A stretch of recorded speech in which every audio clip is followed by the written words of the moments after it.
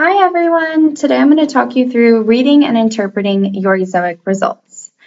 So here we are. This is the home page of the Ezoic Dashboard, and the first thing we can see is this table that gives you an overview of how some of the experiments are doing on different devices and their performance against your old site. Scrolling down, you can see the earnings and the traffic for the last week. It's important to keep in mind that today's earnings so far are usually delayed anywhere from a couple of hours to about half of the day.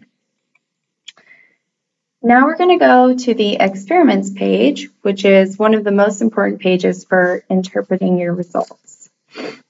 You have the option to toggle between different devices, mobile, tablet, and desktop, to see how the experiments are doing for each device. For this example, I'm going to stick with desktop.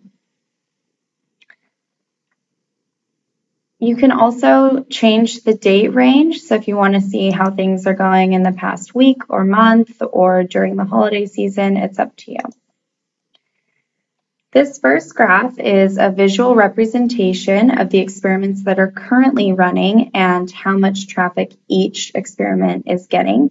As you can see, the experiments are color-coded down here. During the first week or two of testing, you can see that the traffic is split up pretty evenly between 5 to 7 different layouts. And it's about at this point right here that we can see that the red one, salmon, begins to win the majority of the traffic, about 75%.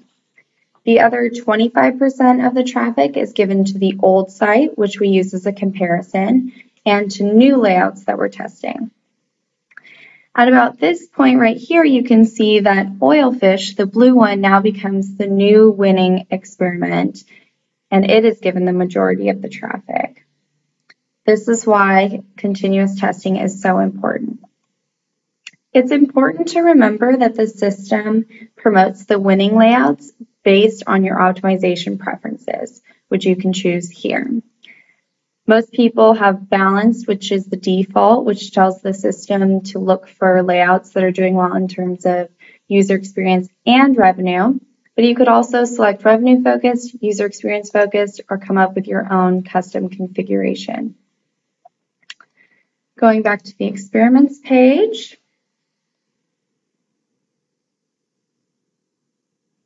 Okay, scrolling down, you can see this table here of all the experiments and their results. Like I said, the experiments are ranked based on your optimization preferences. The table shows the number of visits that each experiment has received so far, the average page views per visit, time on site, bounce rate, earnings per 1,000 visitors, and the confidence level. The confidence column is extremely important. As is the case with any testing process, we need to collect enough data before determining whether the results are statistically significant or not. For example, if we scroll down here, catfish looks like a really good layout. It has an extremely high page views per visit, high time on site, really low bounce rate, and the EPMV is much higher than the current winning one. However, it has only received 20 visits compared to salmon, which has received 60,000 visits.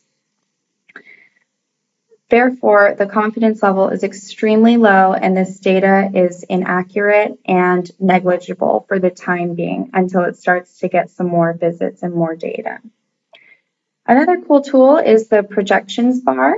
By clicking View, you can see the expected results if we were to give 100% of the traffic to that experiment.